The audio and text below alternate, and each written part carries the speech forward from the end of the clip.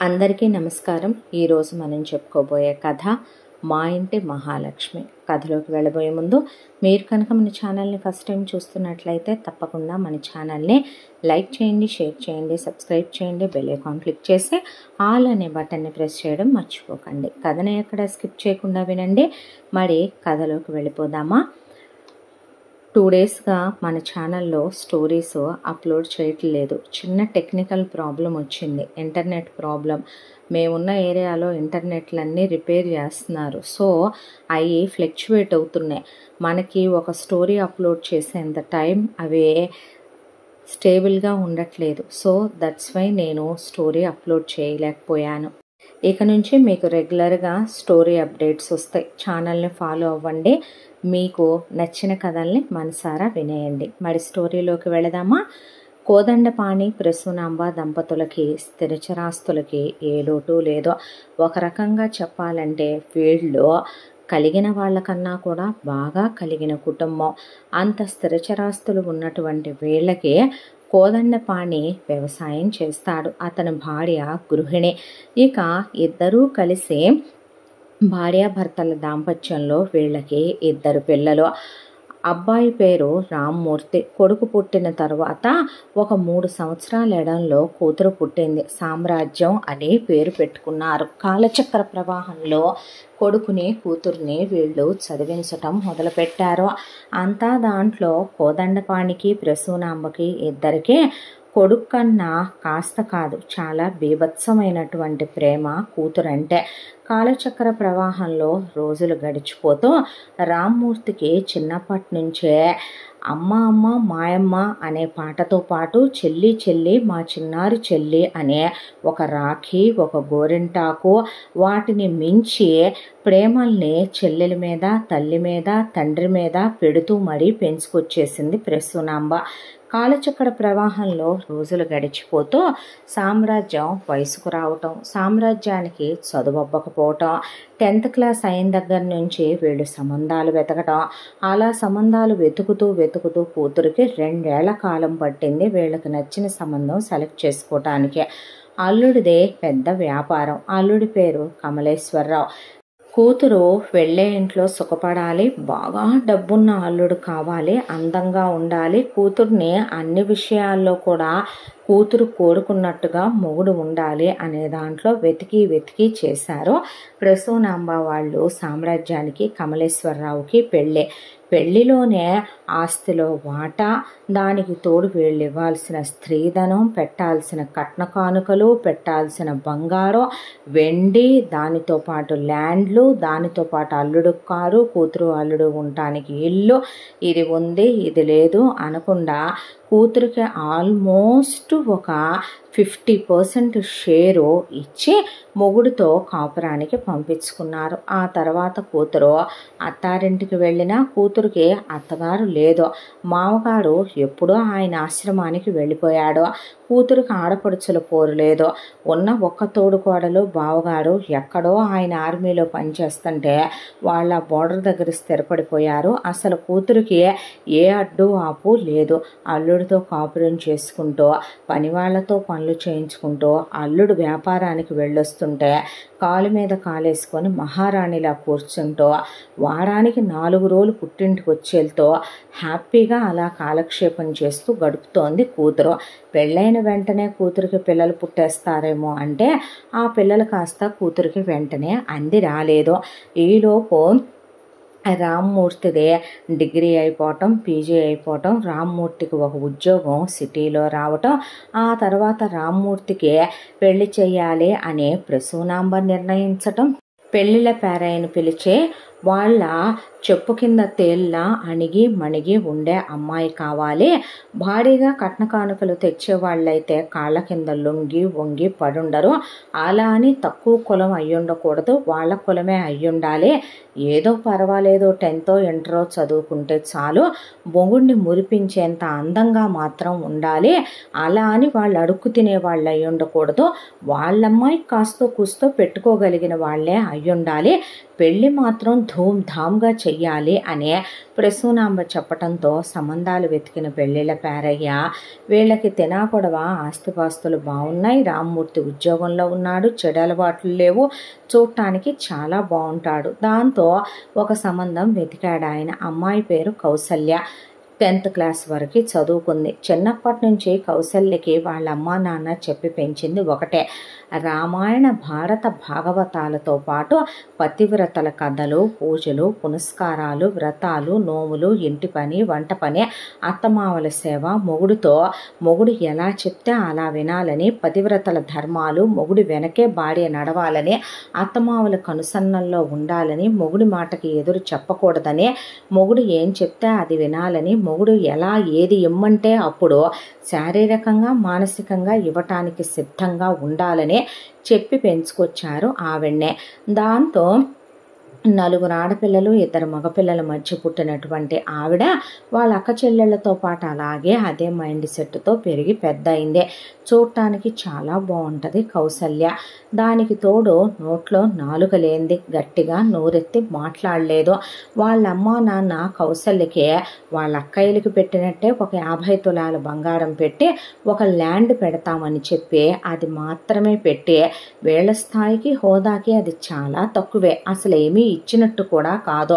ఆ స్థలం పిల్ల పేరు మీద రాసి బంగారం 50 తులాలు అమ్మాయికి పెట్టుకొని ఇక రామ్మూర్తికి ఇచ్చే చాలా గ్రాండ్గా పెళ్లి మాత్రం జరిపించి ఆడపడుచు లాంఛనాలు సామ్రాజ్యానికి దిట్టంగానే ముట్ట చెప్పి కౌసల్యని అత్తారింటికి పంపించారు. ఆ తర్వాత ఇక్కడికి వచ్చిన కౌసల్యనే అత్తగారు ఫుట్బాల్, వాలీబాల్, హాకీ, క్రికెట్ వీటికి ఏమాత్రం తక్కువ కాకుండా మనకున్న ఒలింపిక్స్ గేమ్స్ అన్నీ ఆడేయటం మొదలుపెట్టింది కౌసల్యతో. నిజం చెప్పాలంటే రామ్మూర్తి అసలు తల్లి ముందు తలెత్తడు, తండ్రి ముందు నోరెత్తడు. పెళ్ళాము ఎటు నోరెత్తలేందే, పైగా పెళ్ళాం ఏమైనా చెప్పినా తను పట్టించుకునే భర్త కాదు. రాత్రికి గదిలోకి చిలకలు తీసుకొని వచ్చిందా, తెల్లచీర కట్టుకొని వచ్చిందా, మల్లెపూలు పెట్టుకొని వచ్చిందా, తాంబూలం పట్టుకొని వచ్చిందా, పాల గ్లాస్ తీసుకొని వచ్చిందా, తను హల్వా తెచ్చుకున్నాడా, ఎంతవరకు ఆలోచించే వ్యక్తిత్వమే తప్ప కష్టం సుఖం మంచి చెడు ఆలోచించే వ్యక్తి కాదు. ఇక ప్రసూనాంబ కౌసల్యకి నోట్లో నాలుక లేదనేది ఒకటే. వాళ్ళ అమ్మా నాన్న సాంప్రదాయాలకి పెద్ద పెట్టేస్తారు కాబట్టి అది ఒకటి దృష్టిలో పెట్టుకొని కౌసల్య చేత పొద్దున్నే 3 లేపటం, దాంతోపాటు పూజ పునస్కారం, ఇంటి పని, వంట పని, పనోళ్ళు లేకుండా చేయించటం, పాలేరులతో గేదెల దగ్గర పనులు చేయించమంటాం. తన కూతురు వారానికి 4 రోజుల పాటు వస్తుంది కాబట్టి ఆడపడుచు కాళ్ళు ఒత్తించటం, కాళ్ళకు కొబ్బరి నూనె రాయించటం, ఆడపడుచుకి హెయిర్ ప్యాకులు పెట్టించటం, నలుగులు వేయించటం, స్నానాలు చేయించటం, వాళ్ళకి పడగ్గది కోడలతో రెడీ చేయించటం, కూతురు గోరింటాకులు పెట్టించటం, కూతురికి పేలు చూపించటం, ఇక 7 పాయల జడ 10 పాయల జడ అనే ముస్తాబులు చేయించటం, కూతుర్ని గదిలోకి పంపించటం. ఇలా రోజులు గడిచిపోతూ కౌసల్య చాకిరికి అలవాటు పడిపోయింది. ఆ తరువాత కౌసల్య గర్భవతి అయ్యింది. కౌసల్యకి మొదటి కాన్పులో కొడుకు పుట్టాడు. పిల్లాడి పేరు అరవింద్ అని పెట్టుకున్నారు. ఆ తరువాత ఒక రోజున కోదండపాణి ప్రసూనాంబ కలిసి ఎక్కడికో బయట ఫంక్షన్కి వెళ్ళొస్తూ యాక్సిడెంట్ అయింది వీళ్ళ కారుకే. కొన ఊపిరితో ఉన్నారని తెలిసి రామ్మూర్తి పరిగెత్తుకుంటూ కౌసల్యని తీసుకొని బాబుని తీసుకొని హాస్పిటల్కి వెళితే సామ్రాజ్యం మొగుడిని తీసుకొని పరిగెత్తుకుంటూ వచ్చిందే. ప్రసూనాంబ రామ్మూర్తిని దగ్గరికి పిలిచి అప్పటికే కోదండపాణి పోయాడు. కొడుకు చెయ్యి కూతురు చెయ్యి కలిపి చెల్లి జాగ్రత్త, ఏది ఏమైనా చెల్లిని మాత్రం వదలకు, చెల్లి ఇది కావాలి అని అడక్కముందే ఇవ్వాలి, చెల్లేదైనా అడిగితే అది నీ ప్రాణమైనా వెనుకాడకుండా ఇవ్వని ఒకళ్ళ చేతిలో చేయి పెట్టించి ఒట్టేయించుకొని కాలం చేసింది. ఇద్దరిని తగలేయటం అయిపోయిన తర్వాత రామ్మూర్తి ఆ తర్వాత ఉద్యోగానికి వెళ్ళొస్తూ అమ్మ పోయింది నాన్న పోయాడని చాలా దిగుల్లో కూరుకుపోయి కూడా దిగుల్లో నుంచి తను బయటకు వచ్చి ఆ దిగులంతా కౌసల్య దగ్గర చెప్పుకొని చెల్లెల్ని ఓదారుస్తూ చెల్లెలకి అమ్మా నాన్న లేని లోటు తీరుస్తూ ఇక తామింట్లో ఏ పండగ జరిగినా ఏ పబ్బం జరిగినా అక్కడి నుంచి చెల్లెల్ని ఇక్కడికి చెల్లెలికి పిలిపించటం, చెల్లెలికి కావలసిన సంబారాలు పంపించటం, చెల్లెలికి అమ్మా నాన్నలు ఉన్నా కూడా అలా జరపడేమో అలా చెల్లెలి కోసం నగలు కొని పంపించటం, చెల్లెలు వస్తే 2-3 నెలలు ఉంచుకొని పంపించటం, ఇలా కౌసల్య అవని ఇవని వండి పెట్టడం, నెత్తిని పెట్టుకొని చూసుకునేవాడు సామ్రాజ్యాన్ని, సామ్రాజ్యం మొగుణ్ణి కూడా. దాంట్లో కౌసల్యకి కొడుకు పుట్టాడు కాబట్టి అరవిందో ఆ తర్వాత అప్పుడు సామ్రాజ్యం గర్భవతి అయ్యింది. గర్భవతి అయ్యి సామ్రాజ్యానికి ఒక కూతురు పుట్టింది. పులకిత అనే ఆ కూతురు పేరు పెట్టుకుంది. ఆ తర్వాత కౌసల్య గర్భవతి అయ్యి కౌసల్యకి 2 కూతుళ్ళు పుట్టారు. ఎవరు పెట్టని పేర్లు నేను పెడతానన్న రామ్మూర్తి సరిగమ పదనిస అనే ఆ అమ్మాయిలిద్దరికీ పేర్లు పెట్టాడు.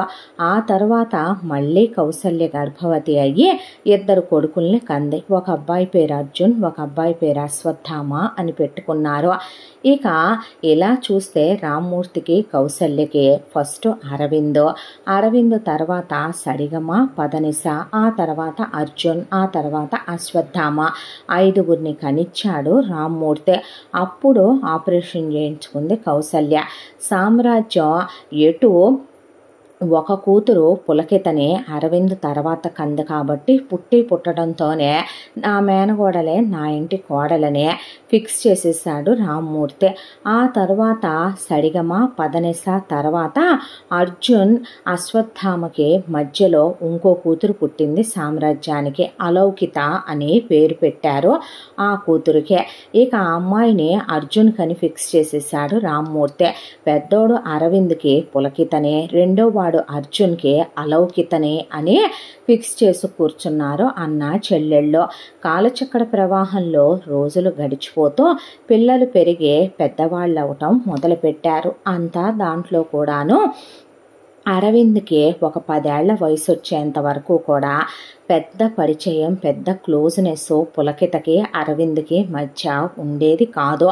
కానీ రామ్మూర్తి పెద్ద కొడుక్కి 10 ఏళ్ల వయసు వచ్చింది. రేపొద్దున వాడు టీనేజ్లోకి వెళితే దేన్నైనా గోకొచ్చేమో, దేన్నైనా గేకొచ్చేమో అనే దాంతో నా మేనగోడల్ని నా ఇంట్లోనే పెట్టుకొని చదివిస్తానులేమ్మా, పంపించేసే అని చెల్లెలికి చెప్పి పులకితని తన ఇంట్లోనే తెచ్చిపెట్టుకున్నాడు. కౌసల్య గురించి తెలిసిందే కదా, మొగుడు చెప్పినట్టు వినాలి, చెప్పు చేతల్లో ఉండాలి, మొగుడికి ఎదురు చెప్పకూడదు, మొగుడు కూర్చోమంటే కూర్చోవాలి, నుంచోమంటే నుంచోవాలి. ఆవిడ ఆయన ఎవరిని తీసుకొచ్చి పెట్టినా మాట్లాడేదేమీ ఉండదు ఆ ఇంట్లో.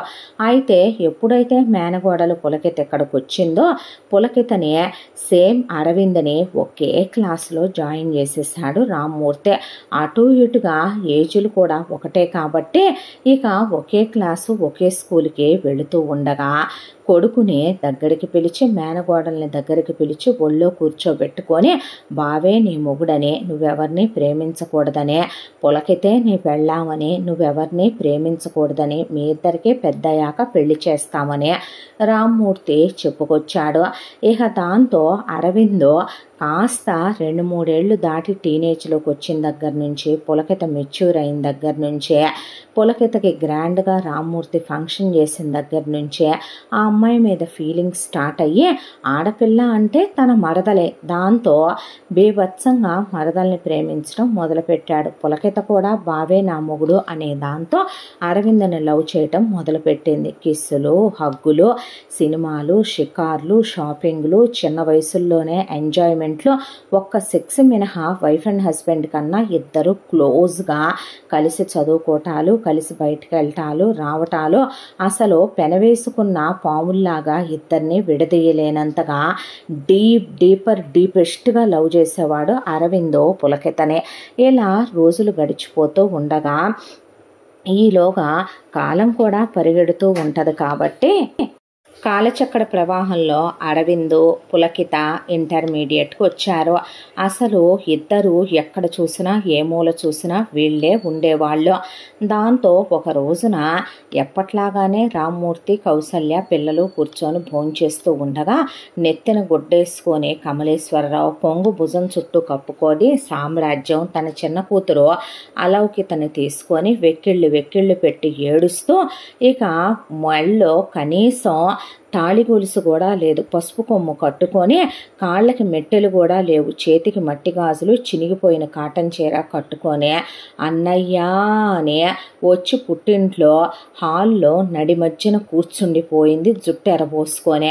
ఇక కమలేశ్వరరావు ఓ పక్క కూర్చున్నాడు, చిన్న కూతుర్నే పక్క కూర్చోబెట్టుకొని. వెక్కిళ్ళు పెట్టు ఏడుస్తున్న చెల్లెల్ని రామ్మూర్తి దగ్గరికి తీసుకొని ఒళ్ళో పడుకోబెట్టుకొని గుండెల మీద వేసుకొని తల నిమిరి ఓదార్చి తను తోడు కన్నీళ్లు కార్చి ముద్దులు పెట్టుకొని ఏమైందమ్మా అని ఒళ్ళో వేసుకొని జోజో తల్లి అని జోలపాడి ఓదార్చి అడిగితే ఏమని చెప్పనన్నయ్య, కడుపు చించుకుంటే కాళ్ళ మీద పడుద్దని ఆయనకి వ్యాపారం పిచ్చని నీకు తెలుసు కదా, అంతకుముందు వ్యాపారం బాగానే సాగిందే, ఆ తరువాత ఆయన ఇంకొంతమంది స్నేహితులు కలిసి కొత్త వ్యాపారాలు పెడుతున్నానన్నారని ఉన్న ఆస్తి మొత్తం తెగ నమ్మి నాది ఆయనది కూడా కలిపి వాళ్ళని నమ్మి వ్యాపారంలో పెట్టాడు.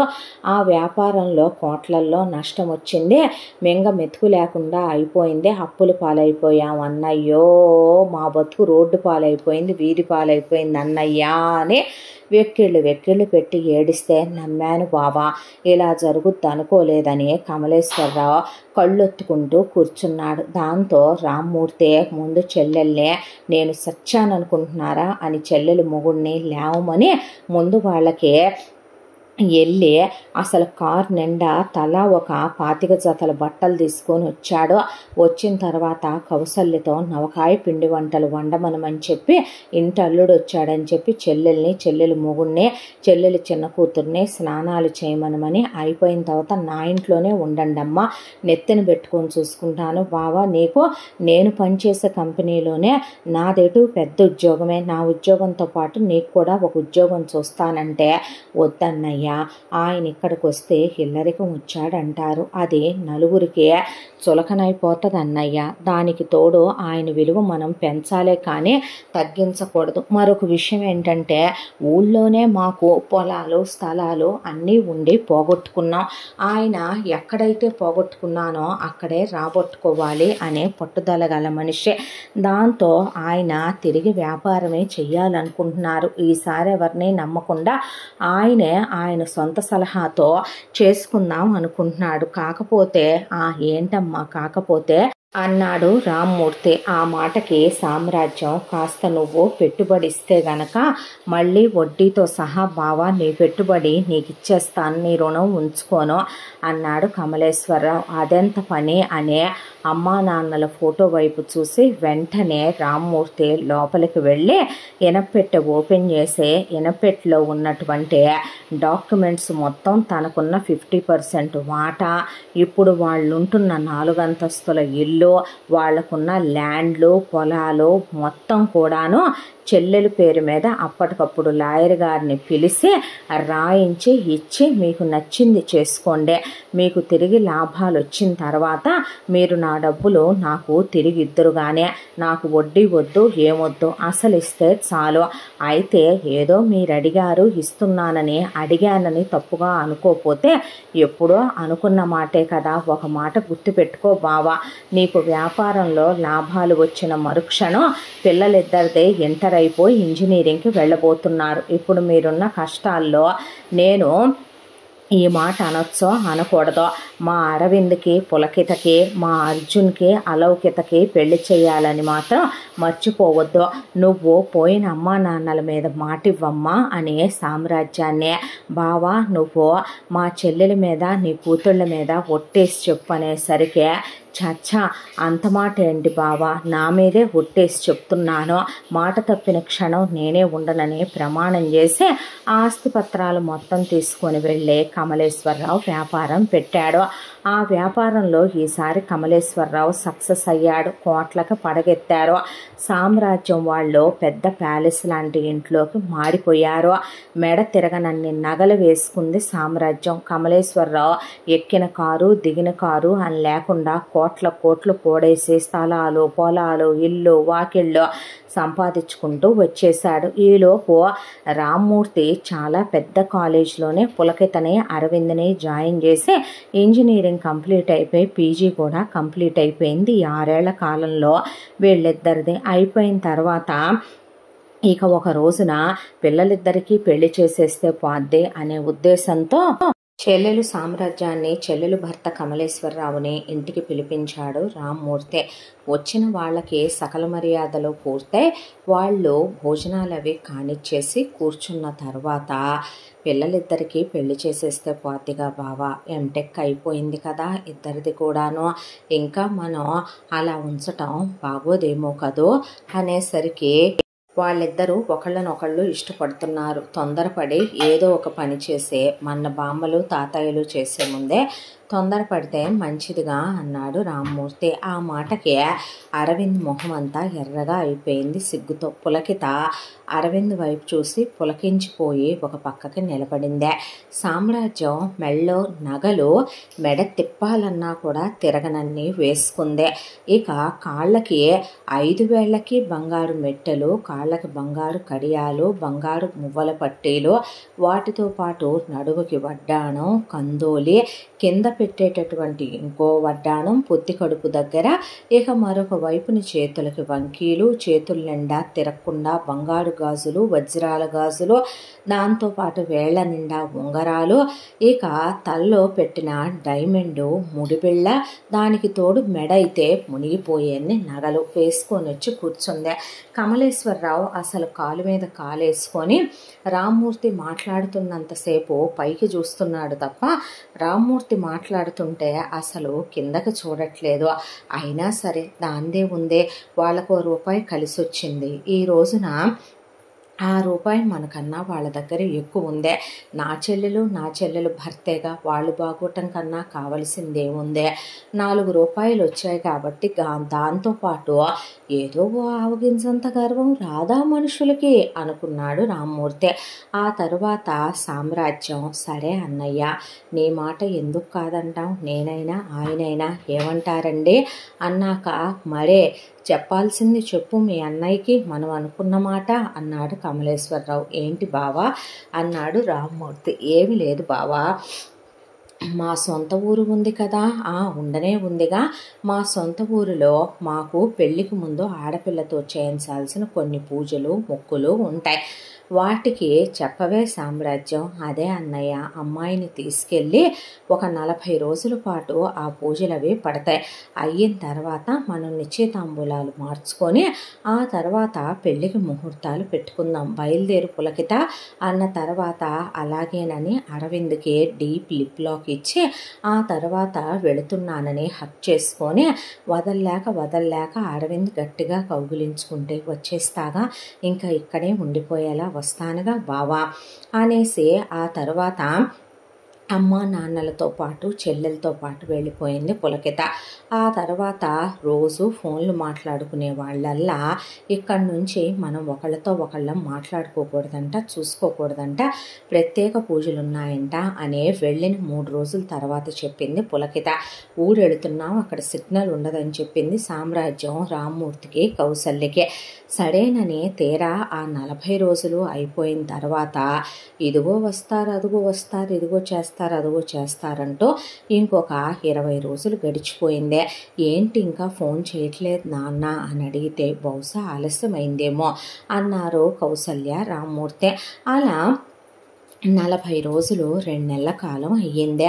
ఒక రోజున రామ్మూర్తికి తెలిసిన దూరపు బంధువులు ఒకళ్ళు, ఏమిటండి మీ మేనగోడలు పెళ్ళికి మీరు రావట్లేదా అనేపాటికి, ఏ మేనగోడలు అన్నాడు రామ్మూర్తికి. ఏ మేనగోడలేంటి, మీ సామ్రాజ్యం కూతురు పులకితకి వాళ్ళు సంబంధం చూసుకున్నారుగా, ఆల్రెడీ నిశ్చితార్థం కూడా అయిపోయిందిగా, రేపేగా ఆ అమ్మాయికిను అబ్బాయికి పెళ్ళి కూడాను, ఇదిగో శుభలేఖ అని చూపించేపాటికి రామ్మూర్తి కూర్చుండిపోయాడు. కౌసల్య అవాక్కైపోయింది.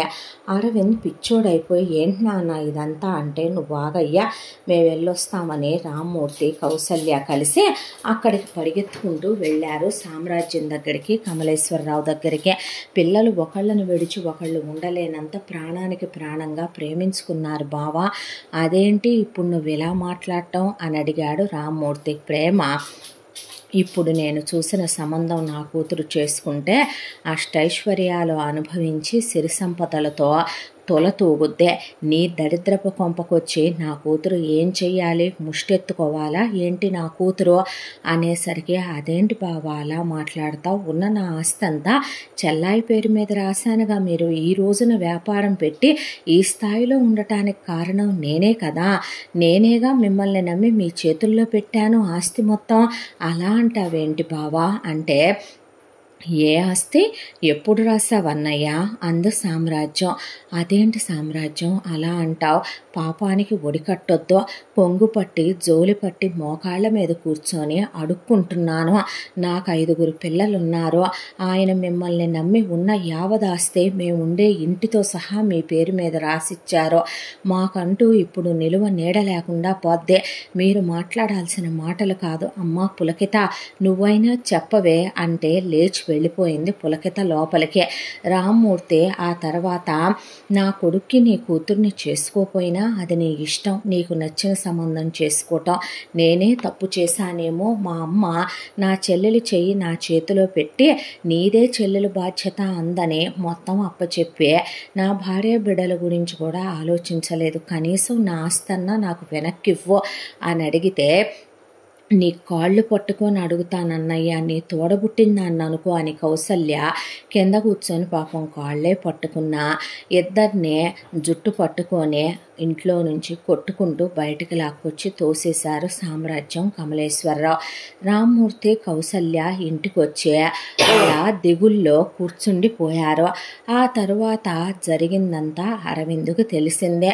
తెలిసేసరికి ఏది ఏమైనా పులకితను బలవంతంగా వాళ్ళ నాన్న ఒప్పించాడేమో, వాళ్ళమ్మ కొడతా తిడతా సస్తా అని బెదిరించిందేమో, అది నా కోసమే పుట్టిందని చెప్పావుగా నాన్న, చెప్పావుగా అమ్మ, దాన్ని నేను ప్రాణం ఒక ఎత్తుగా ప్రేమించాను, ఇన్నేళ్ల నా జీవితంలో ఎంతమంది అమ్మాయిలు నాకు ప్రపోజ్ చేసినా నాకు అమ్మాయి అంటే అదే, ఆడపిల్లంటే అదే, ఒక్క భార్యాభర్తలుగా శారీరకంగా కలవలేదేమో కానీ అంతకు మించి పెనవేసుకుపోయాయి నాన్న మా మనసులో అని, ఏదైతే అదైందని రేపు పెళ్ళనగా ఈరోజు రాత్రి అరవింద్ ఎలాగోలా పులకిత వాళ్ళ ఇంటి దగ్గరికి చేరుకున్నాడు. చేరుకొని పులకిత రూమ్లోకి పైప్ లైన్ పట్టుకొని పైకెక్కి ఆ గదిలోకి దూకాడు. ఏంటి ఇలా వేళాపళ లేకుండా అంది పులకిత. అంటే పులకితని గట్టిగా కౌగిలించుకొని ముద్దు పెట్టుకోబోతే తోసేసిందే.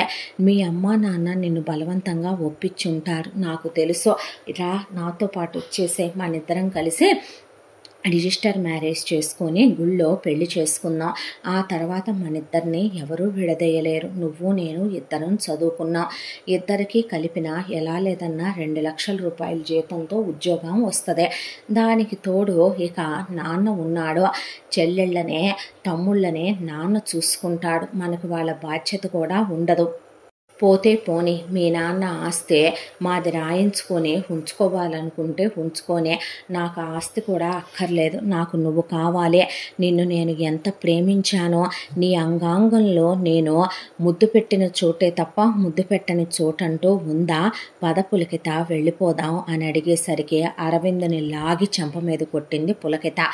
ఎవడురా నువ్వు అసలు, కేర్ ఆఫ్ ఫుట్పాత్ ప్లాట్ఫామ్ వెదవా, అసలు నువ్వెంత, నీ బ్రతుకెంత, ఏం చూసి నిన్ను పెళ్లి చేసుకోవాలరా ముష్టి వెదవా, నీ బాబుకున్న ఓ ప్రైవేటు ఉద్యోగమా, ఇప్పుడు మీకు సొంత కొంప కూడా లేదు, నీతో లేచొచ్చి ఇప్పుడు మా అమ్మ నాన్నల పరుగు తీయమంటావా, వాళ్ళేమీ నా ఇష్టం లేకుండానో బలవంతంగానో నాకు పెళ్లి చేయటల్లా, నా ఇష్ట ప్రకారం మన ప్రకారం నేను ఇష్టపడితేనే మనసా వాచ కర్మణ వాళ్ళు ఒక పెద్ద వ్యాపారవేత్తతో నాకు సంబంధం కుదుర్చాడు మా నాన్న, నా మొగుడితో నేను ఆల్రెడీ ఎంగేజ్మెంట్ అయిపోయి నేను 10 సార్లు కాదు 100 సార్లు ఈ పాటికే ఫిజికల్ కూడా అయ్యాను, నేను ఆయన చాలా డీప్గా క్లోజ్ అయిపోయాము, అసలు మీరెంత తెలివైన వాళ్ళురా, చిన్నప్పటి నుంచే నన్ను గ్రిప్పులో పెట్టుకోవాలని నీ అమ్మ నువ్వు నీ బాబు కలిసి చాలా తెలివిగా నన్ను కాలి కిందేసి తొక్కేయచ్చులే, మా నాన్న ఆస్తి మొత్తం నొక్కేయచ్చులే అని చక్కగా తీసుకెళ్ళి ఇంట్లో పెట్టి పెంచుతున్నట్టు పెంచుతూ, నీ బాబు నేనేమో నీకంట, నా చెల్లెలేమో ముష్టి వెదవ అడుక్కు తినే వెదవ నీ తమ్ముడు ఆ అర్జున్ గాడికంట, మేమంత చీప్గా ఉన్నామా. స్థాయి హోదా మర్చిపోయి మాట్లాడితే చెప్పు తెగుద్ది. పులకిత కాదురా పులకిత మ్యామ్ అని పిలవాలి నువ్వు. కేర్ ఆఫ్ ప్లాట్ఫామ్ ఫుట్పాత్ అలాగా వెధవ్వి నువ్వు. నిన్ను పెళ్లి చేసుకొని నీకో 1,00,000 జీతం వచ్చుద్ది, నాకు 1,00,000 జీతం వచ్చుద్ది, దాంతో లైఫ్ అంతా బతికేయాలా? అంత కర్మ నాకేం పట్టిందిరా? నాకు కోట్లల్లో మా నాన్న కోటీశ్వరుడు అయిన అబ్బాయిని సంబంధంగా చూశాడు. హ్యాపీగా నేను అతన్ని పెళ్లి చేసుకుంటాను, అతనితో నేను లైఫ్ లాంగ్ హ్యాపీగా ఉంటాను. నీలాంటి కుక్కల్ని నేను చేసుకోవటం ఏంట్రా అంటే, మా ఆస్తి మొత్తం మీ నాన్న పెట్టించుకున్నది అబద్ధమా? దానికోసమని నిన్ను మా ఇంట్లో మీ అమ్మా నాన్నలు వదిలిపెట్టే నేను తలుచుకొనుంటే మరి నిన్నెప్పుడు నేను ఫిజికల్గా వాడేయచ్చు కదే. సో వాట్, వాడేస్తే ఏంటంట? నేను చాలాసార్లు క్లోజ్ అవుదామనే అన్నాను. ఏంటంట, ఒక ఆడదానికి కోరిక కలిగింది, మగాడికి కోరిక కలిగింది, అన్వాంటెడ్ ప్రెగ్నెన్సీస్ వచ్చినా కూడా నేను లెక్క చేయను. వర్జినిటీ టెస్ట్ ఏమైనా చేయించితే నేను చేసుకునేవాడికి తెలుసుద్దా? ఇప్పుడు 100 సార్లు వాడితో క్లోజ్ అయ్యాను. ఎవడికి తెలుసు? నేను చెప్తేనేగా నీకైనా తెలుసు. అక్కడ దాకా వస్తే ఏంట్రా ఎక్స్ట్రాలు మాట్లాడుతున్నావు? అసలు నీ బాబు మా నాన్నకి డబ్బులు ఇచ్చాడంటానికి ప్రూఫ్లేంటి? ఒళ్ళు బలిసిచ్చాడా?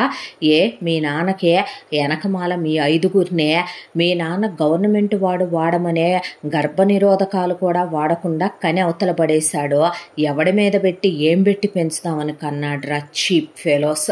ముందు మర్యాదగా బయటికి వెళ్ళమనేసరికి అరవింద్ కోపం వచ్చి పులకితని ఒక్కటేశాడు. దాంతో పులకిత అల్లరల్లరి చేసి గొడవ చేసి ఇంట్లో ఉన్న వాళ్ళందరినీ రచ్చ చేసి లైట్లు వేసి పిలిపించేపాటికి చుట్టాలు బంధువులు పోగయ్యి, ఏరా పెళ్లి కావలసిన పిల్లని లేపుకెళ్దామని వచ్చావా? పెళ్లి కావలసిన పిల్లనే మానభంగం చేద్దామని వచ్చావా? నీతి మాలిన ఎదవా, ఒక అమ్మ అబ్బకు పుట్టావంట్రా నువ్వు. అసలు నీ అమ్మ నీ అబ్బకే కందంట్రా నిన్ను. నీతి జాతి లేని కుక్క. డబ్బున్న వాళ్ళ పిల్లని లేపుకెళ్తే 4 రాళ్ళు విదిలిస్తారని నీ బాబు చెప్పి పంపాడా? నీ అమ్మ చెప్పి పంపిందా? ఆడపిల్లల్ని తారుస్తారు, నీ అమ్మేంట్రా నిన్ను తార్చటానికి పంపిందా అని అరవింద్ మీద చేయి చేసుకున్నాడు కమలేశ్వరరావు. దాంతో కట్టలు తెగిన కోపం ఒకవైపున, పులకిత చేసిన ద్రోహం, మోసం, స్వార్థం ఒకవైపున, తండ్రి చాతగాని తనంతో ఆస్తంతా మేనత్తకు రాసి వాళ్ళ జీవితాలు నడివీధిలో నుంచోపెట్టాడనే బాధ మరొక వైపున. దాంతో మేనత్తనే మేనమామనే పులకితనే అడ్డం వచ్చిన అలౌకితనే నలుగురిని ఒకళ్ళ మీద ఒకళ్ళని పడేసి బాది పారేశాడు అరవింద్.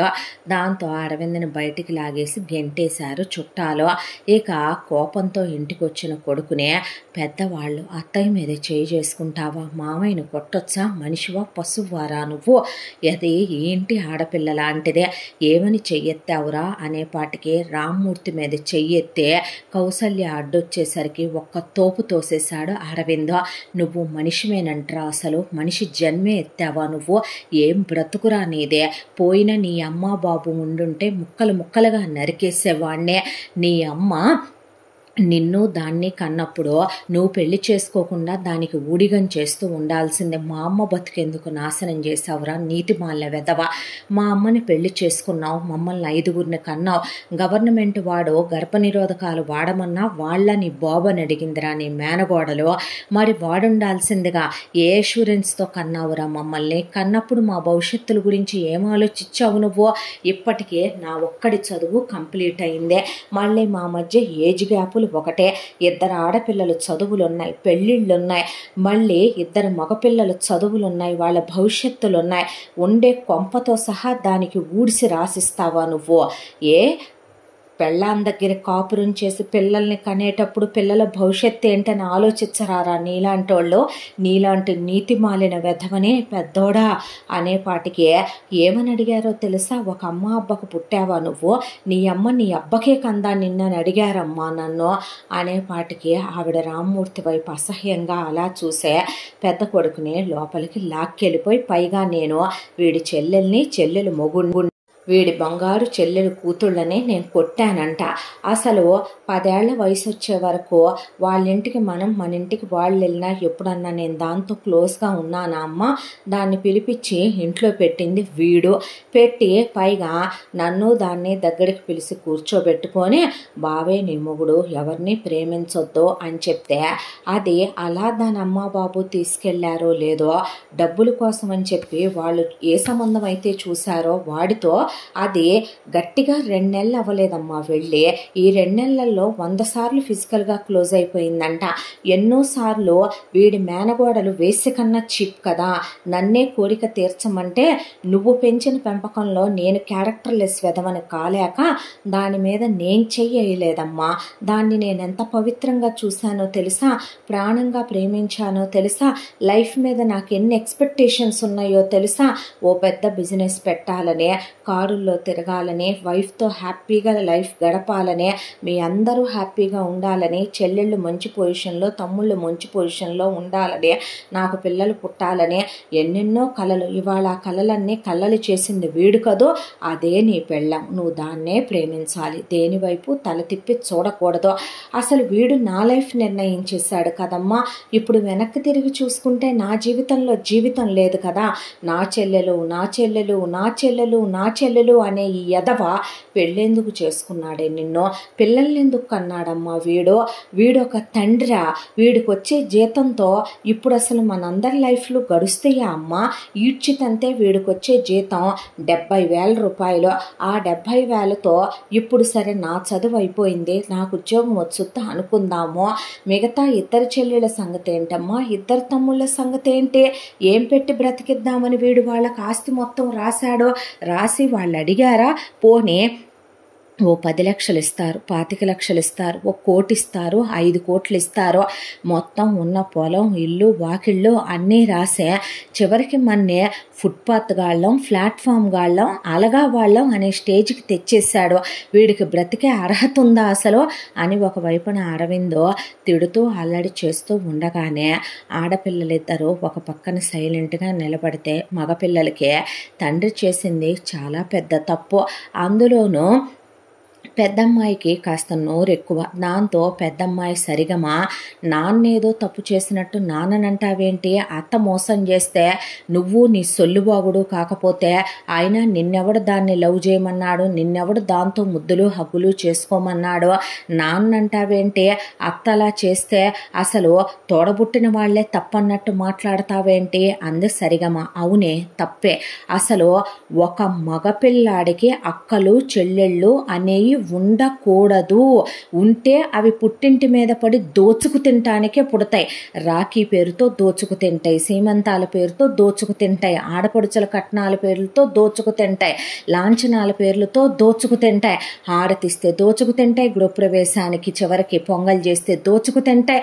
ఆడపిల్ల ఆడపిల్ల ఆడపిల్ల ఆడపిల్ల ఆడపిల్ల, ఏదో నువ్వు నీ సొమ్మంతా నాకు పెట్టినట్టు పిచ్చి పిచ్చిగా వాగితే పళ్ళు రాలిపోతాయి అందే సరిగమ. ఏదే రాలగొట్టని సరిగమను పడేసి పళ్ళు రాలిందాకా కొట్టాడు అరవిందో. పదనిస కానీ అర్జున్ కానీ అశ్వత్థామ కానీ చిన్నపిల్లలైనా తండ్రి చేసింది తప్పు, అలా మేనత్తని నమ్మటం తప్పు, ఆస్తి మొత్తం అలా మేనత్తకి రాయడం తప్పు. ఇప్పుడు తన లైఫ్ను తమ అందరి జీవితాలని క్వశ్చన్ మార్క్ చేసేసి డైలమాలో పెట్టేసి పిచ్చోళ్ళని చేసి అలా నుంచో పెట్టేశాడు. ఒకవైపున కౌసల్య పుట్టింటి వాళ్ళు వచ్చి ఏంటండి ఇదంతా అని అడిగితే ఏం మాట్లాడకుండా కూర్చుండిపోయాడో. మీరు అనుకోవచ్చు నా డబ్బులు నా ఆస్తి నేను పెట్టాను అని. అలాంటప్పుడు మీరు వివాహం చేసుకోకుండా మీ చెల్లెలతోనే ఉండిపోవాల్సిందే కదా. మీరెందుకు పెళ్లి చేసుకున్నారు బాబా? చేసుకునే రోజున మరి మా చెల్లెలకంటూ ఒక లైఫ్ సెక్యూరిటీ ఉంది. నీ ఉద్యోగం చూసి కాదు, వెనకమాలున్న పొలాలు ఇల్లు వాకిళ్ళు స్థలాలు చూసి పిల్లనిచ్చి పెళ్లి చేశాం మేము. పోనీ అయి కాదు అనుకోటానికైనా 5గురిని కన్నావు నువ్వు. వాడన్నట్టు ఒకళ్ళనో ఇద్దరినో నువ్వు కనుంటే గనక ఏదో నువ్వు ఉద్యోగం చేసి పెద్దోడు చదువైపోయిందిలే, రెండో వాడిదే మహా అయితే గనక ఇంకొక 4-5 ఏళ్ళు కష్టపడితే చదువు అయిపోతే ఆ తర్వాత గట్టెక్కించవచ్చు అనుకోవచ్చు. ముందు అరవిందాయ, తర్వాత 2 ఆడపిల్లలాయ, మళ్ళీ తర్వాత 2 మగపిల్లలాయ. ఎక్కడి నుంచి తెచ్చి ఆడపిల్లలకి పెళ్ళిళ్ళు చేద్దాం అనుకున్నావు? మాకు మా చెల్లెలంటే ఇష్టమే, అలా అని మేము కౌసల్యకి దోచిపెట్టామా? కౌసల్య పుట్టింటికి వచ్చినప్పుడు పసుపు కుంకాలు పెట్టి పంపిస్తాం, ఆస్తులు మొత్తం రాసిస్తామా బావా? అసలు ఏం పద్ధతి ఇదంతా అని అడిగితే రామ్మూర్తి సమాధానం లేదు. ఛీ అనుకోనే కౌసల్యనే నీ మౌనమే తెచ్చిందే పనికి మాలిందానా అనేపాటికి అమ్మా నాన్న మౌనంగానేగా అన్నయ్య ఉండమని నేర్పారు నాకు. సచ్చిన వాళ్ళని నరికేస్తే పోయిన మీ అత్తమామను పాతేస్తే పేడా పోద్దే అని. ఒరే అల్లుడు, నీకో విషయం చెప్పమంటావా? నీ అమ్మలాగా మాట్లాడటం చేతగానే చెల్లెళ్ళు అక్కలు ఉండకూడదు, అలాగే నీ మేనత్తలా దోచుకు తినేవి ఉండకూడదు, నీ పెద్ద చెల్లెల్లాగా చించుకునే ఆడయి ఉండకూడదురా తోడబుట్టిన వాటిగా అని మేనమామలు థూ అని వెళ్ళారు అక్కడి నుంచే. ఆ తర్వాత ఒకవైపున వెళ్ళి గొడవ చేసి వచ్చాడని అరవింద్ కోపంతో కసితో సామ్రాజ్యం కమలేశ్వరరావు ఊగిపోయి ఇక వెంటనే రామ్మూర్తి ఇల్లు కూడా రాశాడు కాబట్టి వాళ్ళ పేరు మీద ఆ ఇల్లు వేరే వాడికి అమ్మేసి రిజిస్ట్రేషన్ కూడా చేస్తే వాడొచ్చి ముందు మీరు ఇల్లు ఖాళీ చేసి వెళ్తే మంచిది, ఇంట్లో ఉన్న ఫర్నిచర్తో సహా మీరు ఖాళీ చేసి కట్టుబట్టలతో వెళ్ళిపోవాలన్నాడు వాడు. దాంతో రామ్మూర్తి నా ఇల్లు ఇది, నేనెందుకు వెళ్ళాలి అని అడిగేసరికి ఎందుకు వెళ్ళాలంటే ఈ ఇల్లు నీ పేరు మీద లేదు కాబట్టి, నీ చెల్లెలు సామ్రాజ్యానికి నువ్వు రాసావు కాబట్టి, వాళ్ళు ఇల్లు అమ్మేసి మాకు రిజిస్ట్రేషన్ చేశారు కాబట్టి అని ఒకవైపున ఇంకేముంది వీడు సిగ్గు శరం లేకుండా మొత్తం దానికి రాశాడు. దాని కూతుర్ని వేరే వాడికి ఇచ్చి పెళ్లి చేసి పంపించి అక్కడ శోభనాలు చేసుకుంటుంది. సరిపోయింది పో, వీడి బతుక్కి సిగ్గన్నా ఉండాలి, ఏ బతుకు వీడి బతుకని ఊళ్ళో వాళ్ళందరూ అనుకొని ఇంట్లో నుంచి ఇమీడియట్గా ఖాళీ చేయమంటే తలా ఒక సూట్ కేసు తీసుకొని వచ్చి రోడ్డు మీద నుంచోనే ఒకటే గాలి వర్షం తుఫాను, ఎక్కడికి వెళ్ళాలో తెలియదు, ఏం చేయాలో తెలియదు. ఈలోపు రామ్మూర్తి గుండె పట్టుకొని కుప్పకూలిపోయాడు రోడ్డు మీద.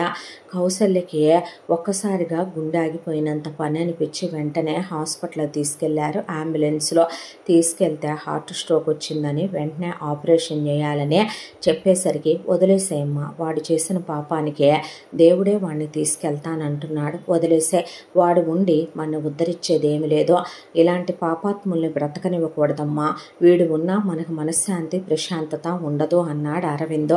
నువ్వు అసలు కొడుకువేనా, నాన్నను అలాగేనా మాట్లాడేదని సరిగమ అనేసరికి చెల్లును పగిలింది సరిగమ దవడ. దాంతో అక్కడ నోరు మూసుకొని ఆపిందాకా కొడతాడు అరవింద్ సరిగమనే. దాంతో సైలెంట్ అయిపోయి నుంచుందే. మిగతా ముగ్గురు పిల్లలు సైలెంట్గా నుంచుంటే పసుపు కుంకాలయ్యా అని పెద్దోడా నీకు దండం పెడతానా మాట అనకు నాయన, దేనికున్నా లేకపోయినా నాకు బాధగానే ఉంది, ఇలా చేసినందుకు నాకు గుండె కోతగానే ఉంది, కాళ్ళు పట్టుకొని అడుక్కొని వచ్చానయ్యా, నాకెంత బాధగా ఉంటుందో అర్థం చేసుకో, దేనికి ఉన్నా లేకపోయినా మీకు తండ్రిగా నాకు పసుపు కుంకాలు ఇచ్చే ఒక మొగుడుగా అతను ఇంకా ఉండాలి నాయన అంటే, వద్దమ్మా నేను చెప్పిన మాట వినో, ఏం పెట్టి బతికిస్తావు, అయినా మన దగ్గర ఇప్పుడు రూపాయి లేవు, మొత్తం కలిపి ట్రీట్మెంట్కి అటు ఇటుగా ఎలా లేదన్నా కూడా ఒక 50 లక్షల దాకా అవుతాయంట, మళ్ళీ పెద్ద హాస్పిటల్ ట్రీట్మెంట్ ఒకటి వీడు బతుక్కే అనేపాటికే కౌసల్యకి కాలు చెయ్యి ఆడలేదు. ఎక్కడ ₹1 అప్పు కూడా పుట్టదో. ఏం చెయ్యాలి? ఈ విషయం అందరికీ దావాలనలా తెలిసిపోయింది. ఆస్తి లేదనే పుట్టింటి వాళ్ళన తను అడగలేదు. అడిగినా అన్నల్ని వదినలు ఇంత పెద్ద మొత్తం ఇవ్వనివ్వరు. అరకోటి అంటే మాటల.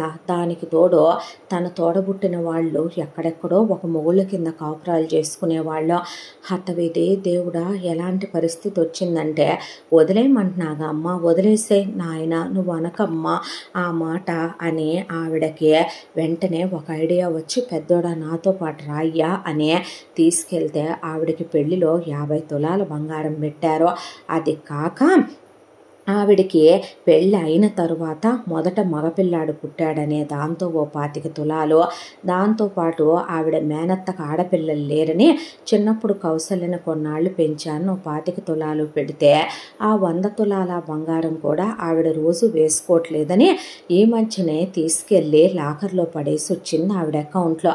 అది మాత్రం మిగిలిందే. ఆ 100 తులాలు తీసి ఉన్న పాటన అమ్మి పడేసిందే. అమ్మి పడేసేపాటికి బంగారం బాగా రేటు మీద ఉండేసరికి డబ్బులు బాగానే వచ్చినాయి. ముందు తెచ్చి రామ్మూర్తికి హాస్పిటల్లో కట్టి మందులకి వాటికి ఆపరేషన్కి 50 లక్షలు పోను, మిగతా డబ్బులు పెద్ద అబ్బాయి చేతులు పెట్టి ముందు ఒక ఇల్లు తీసుకున్నాన్న, వెళ్ళిపోదాము డిశ్చార్జ్ అయ్యాక అని చెప్పింది. ఆ తర్వాత ఒక ఇల్లు చూశాడు. ఎలా బ్రతికిన వాళ్ళు 5 అంతస్తుల ఇంట్లో ఉన్న వాళ్ళ బ్రతుకు చివరికి ఒక చిన్న 4 గదులు ఇంట్లోకి వెళ్ళిపోవాల్సి వచ్చిందే. కర్మ. అమ్మ నాన్నకు ఒక గది, 2 చెల్లెళ్ళకి ఒక గది, 2 తమ్ముళ్ళకు ఒక గది, తనకు ఒక గది. అక్కడికి వెళ్ళిన తర్వాత రామ్మూర్తిని డాక్టర్లు ఒక 6 నెలల వరకు రెస్ట్ తీసుకోవాలని చెప్తే అసహ్యం వేసి అరవింద్ రోజు అసహించుకుంటూనే ఉండేవాడు, రోజు తిడుతూనే ఉండేవాడు. చివరికి మాకు అవి కూడా మిగలనివ్వలేదు నువ్వు, అవి కూడా నువ్వేదో బతికి ఉద్ధరించాలని అమ్మకు పసుపు కుంకాలు కావాలని నిద్దినం మీద పెట్టిందిరా నీచుడా అనేసి వెళ్ళిపోయేవాడు అక్కడి నుంచి. అరవింద్ జరిగిపోయిన దానిలో నుంచి బయటికి రావాలి. తనకు జరిగింది ద్రోహం, మోసం. ఒక ఆడదే చిన్నప్పటి నుంచి తనే ప్రపంచం, లోకం అనుకునే చచ్చేంత ప్రేమగా ప్రాణం ఒక ఎత్తుగా ప్రేమిస్తే గుండెల మీద దెబ్బ కొట్టి పోయిందే అనే దాంతో ఉద్యోగంలో చేరాడు. అరవింద్ కష్టపడి పనిచేయటమో ఏమో కానీ జాయిన్ అయిన 1 ఇయర్లోనే అరవింద్కి ప్రమోషన్లు, హైకులు, శాలరీ పెరగటం అన్నీ జరిగిపోయినాయి. అరవింద్ 6 నెలల తర్వాత నుంచి రామ్మూర్తి ఉద్యోగానికి వెళ్ళొస్తే ఆ 6 నెలలు అరవింద్ శాలరీ ఇంట్లోకి వాడి అక్కడి నుంచి నువ్వే వాడుకో ఇంట్లోకే అని చెప్పేసి అక్కడి నుంచి తన జీతం దాయటం మొదలుపెట్టాడు. ఇంతటితో మొదటి భాగం పూర్తి. రెండవ భాగంతో మళ్ళీ మీ ముందుకు వస్తాను. తప్పకుండా మన ఛానల్ని లైక్ చేయండి, షేర్ చేయండి, సబ్స్క్రైబ్ చేయండి, బెల్ ఐకాన్ క్లిక్ చేసి ఆల్ అనే బటన్ని ప్రెస్ చేయడం మర్చిపోకండి. ఎంత మంచి కథను మనకు అందించిన కథా రచయిత్రి జి. యామిని శ్రీనివాస్ గారు. రెండో భాగంతో మళ్ళీ కలుసుకుందాం. Thank you so much.